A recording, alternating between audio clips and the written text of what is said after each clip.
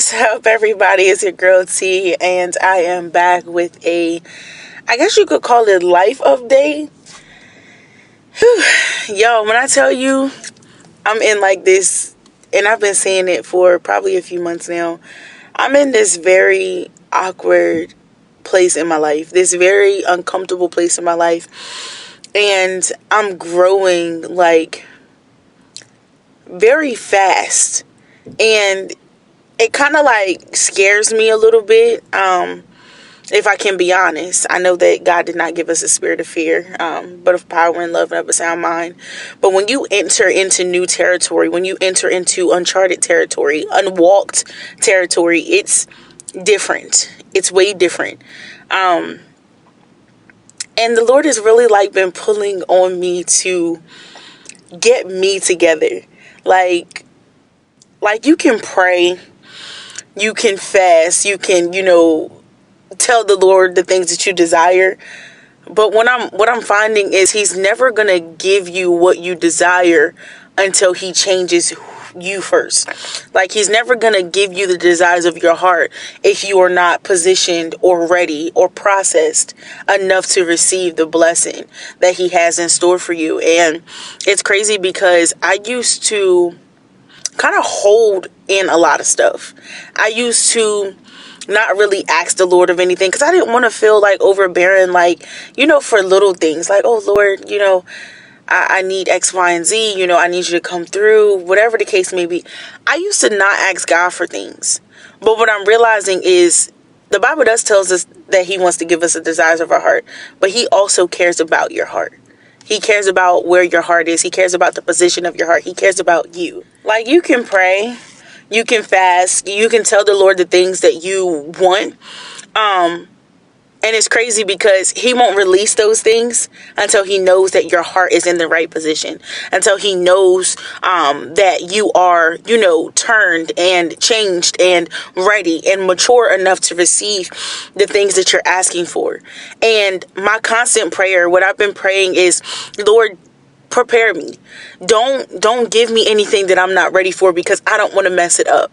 Whether it's marriage, a new job, the money, whatever it is that you are petitioning the Lord for, make sure that you are in the right position and that you're asking in the right posture, and that you're ready to be changed, because God is not going to give you anything without changing your heart first. He's not going to give you anything without making sure that you are prepared and ready for what you're asking for. And it's crazy because I'm reminded of, my daughter. And what I realized is me asking God for something that I'm not ready for something that my heart is not ready for something that I've not been trained or processed for. It's almost like my daughter asking for, let's say, to drive my vehicle. She's 6. A 6-year-old doesn't know how to drive. So why would I put her behind the wheel and put her in danger? And it's funny because God loves us that much that He will make sure that He puts us in a processing period before He releases the thing that we're asking for, because He wants to make sure that we're not putting ourselves at danger by asking for something too soon or too early. And He wants to make sure that He's not giving us something too soon or too early, because He loves us. He doesn't want to hurt us. And He knows that if I release this to them now, they're not ready. They're not ready. And what God does is He'll hold on to the blessing. He'll hold on to that desire of our heart. He'll hold on to the things that we want, and the things that we're asking and commissioning Him for, because we're not ready. And He will put us through a processing period, a waiting period, so that way He can prepare us and mold us and into, what we need to be to receive that blessing. So I'm like I said, y'all, I'm in this very weird and awkward space because it's like I'm okay some days, and then some days I'm just like not okay.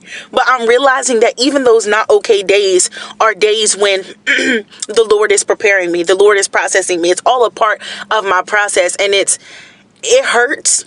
But I'm understanding that pain produces purpose. Pain produces what I need for. Produces so much. So I'm very grateful for what God is doing. I'm very grateful for it. I'm just grateful for the process. And I know a lot of people be like, oh, the process is difficult, the process is hard. Absolutely. But every step that you take, every move that you make, every stride that you're taking forward, all of that stuff, that in between, that in the middle, that's all, it's all working for your good. Like, God literally set aside time to make sure that you were prepared for what you asked for, because he doesn't want you to ruin the blessing that he has for you, or he doesn't want you to damage or to hurt the blessing that he has for you. I'm grateful. Very grateful. Very, very, very grateful. And I'm understanding God. I'm understanding how he operates when it comes to me. I'm understanding how he uses me, not just to encourage myself, but to encourage others. I'm just understanding what God has for me in this season. And I'm just understanding that this is where God needs me to be. It's not in a relationship. It's not out here doing whatever. It's not partying. It's not drinking. God needs me to be isolated so that way me and him can go through this process together, because he doesn't leave us, nor does he forsake us. That's Bible. But sometimes you may feel like you're alone when you're in your processing period. Sometimes you may feel like, you have nobody and you're just by yourself. But I'm grateful that God reminds me daily that he's here. He hears me, he sees me, he understands me, he empathizes with me, and he is literally walking through this process with me every day, every step, every crawl, every cry, every ache, every pain, every scream, every I want to fight, I want to cuss. He is there. So don't be mistaken. God is with you. You know what else is crazy? We say that we trust God. We say that, we're all in, we have faith, I believe him to be a way maker. I believe him to be my strong tower. I believe him to be Jehovah Jireh.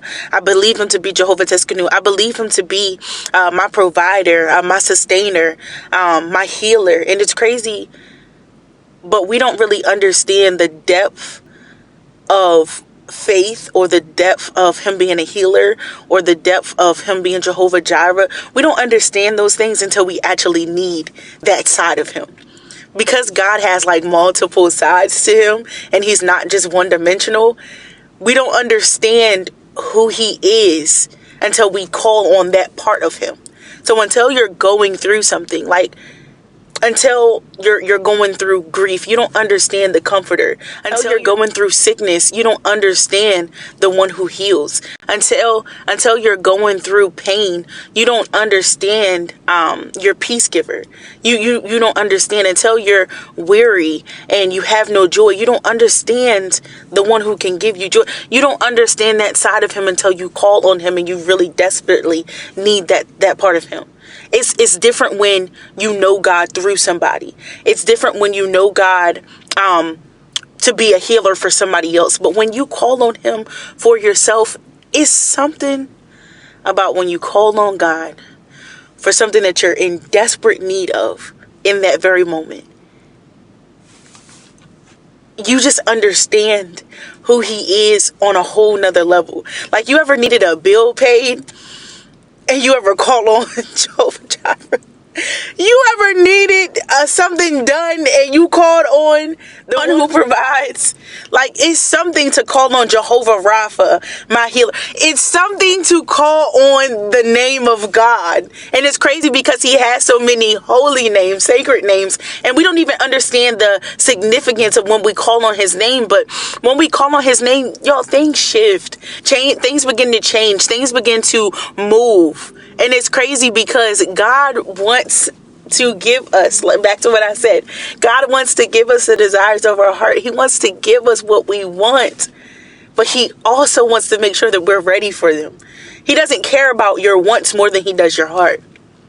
He does not care about your wants more than he does your heart. Let me say it again. God does not care about your wants more than he cares about your heart and where your heart is postured and where your heart is positioned. It is very important that we lean into our process instead of fighting against it. When you are in desperate need, it's a whole nother ball game when you go to the Lord and ask him for something. When you're it's different than asking him for something.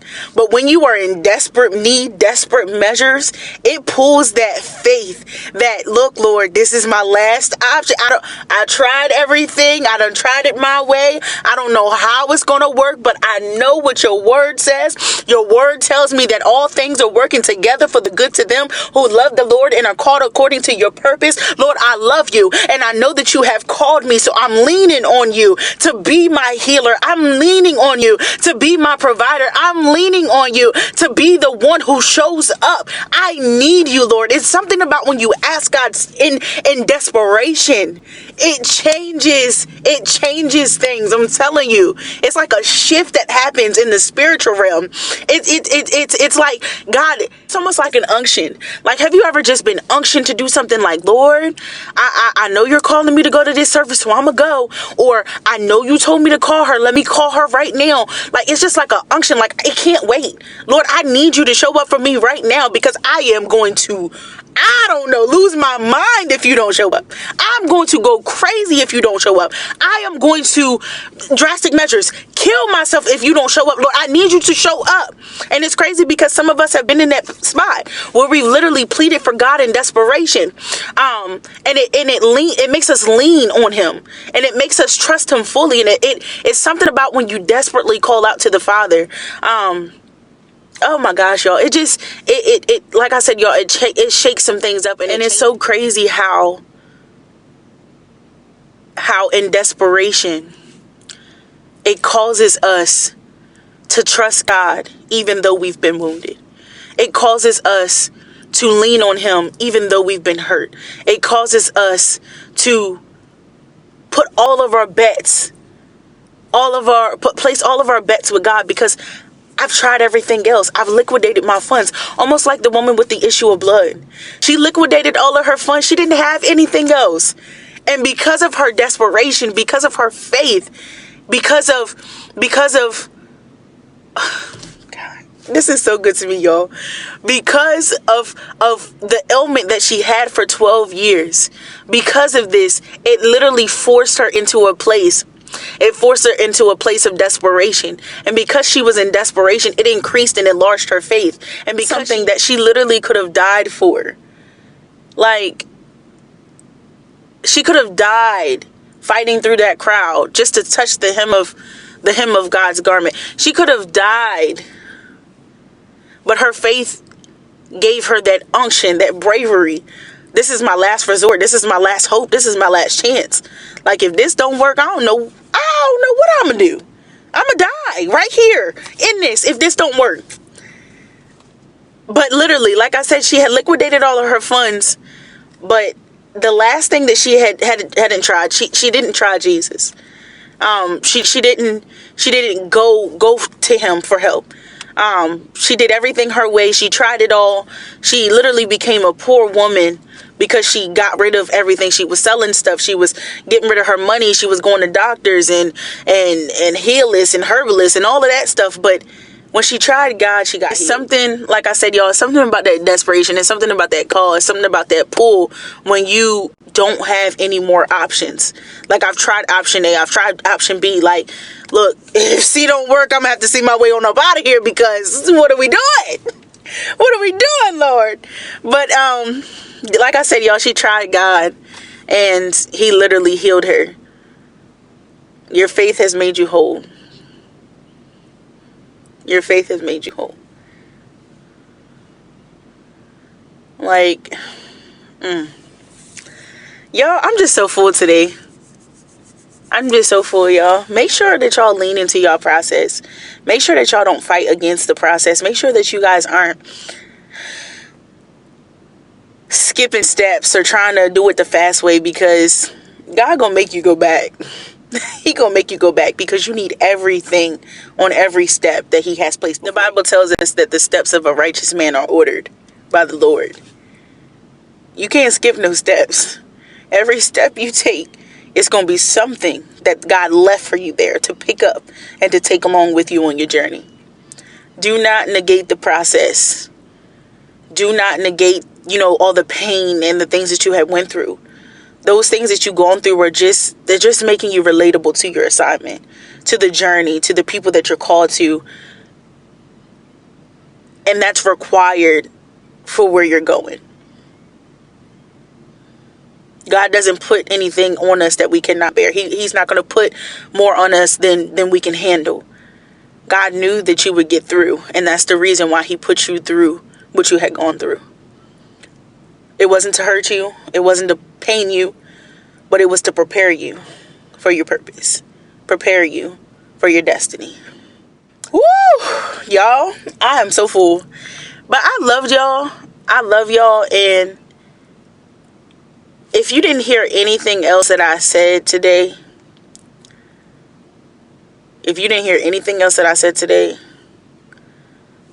take this with you. Please take this with you. The pain that I endured produces the purpose that I will walk in. The pain that I endured produces the purpose that I will walk in. Pain produces. Everything that you've gone through was not for nothing. God strategically set things up for you. And I know some things weren't comfortable. Some things, you wish that you hadn't gone through, but it was literally to prepare you. Love y'all. I'm officially back. I took me a break. I was down for like a month. I had to get me together. And I'm still getting me together. My process can't be rushed. It can't be pushed. It can't be rushed, yo. God literally has me in a space and place where I'm just oh, I'm uncomfortable, I'm cringy, oh, what are we doing here? But it's literally preparing me for what he has for me. It's preparing me. And I'm grateful that he still speaks. I'm grateful that I'm slowly but surely getting back into the place of where I need to be. Because if I can be honest with y'all, I slacked up big time. You hear me? For a good 3-4 weeks, y'all, I was not reading my word like I should have. I was praying. Let me go back. I was reading, but it wasn't like I used to.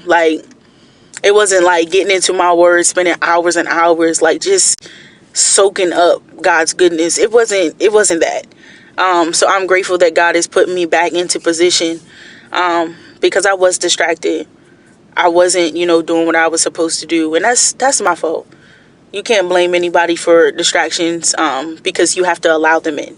So that's all on me. But like I said, y'all, I'm grateful because he is pushing me back to where I need to be. It's to push the purpose. It's what God has for me. And I'm enjoying the journey, y'all. Life is not a destination, y'all, but it's a journey. It is a journey, okay? Just make sure that you're not voyaging without God. Make sure that you aren't moving without God. Make sure that you aren't making any decisions, drastic ones, without the Lord. He cares for you.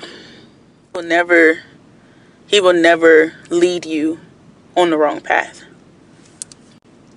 But yes, y'all, I love y'all. It was so good talking to y'all. It's been so long, but like I said, y'all, I'm back. It took me 4 weeks to get me together because I was a mess, y'all, going through.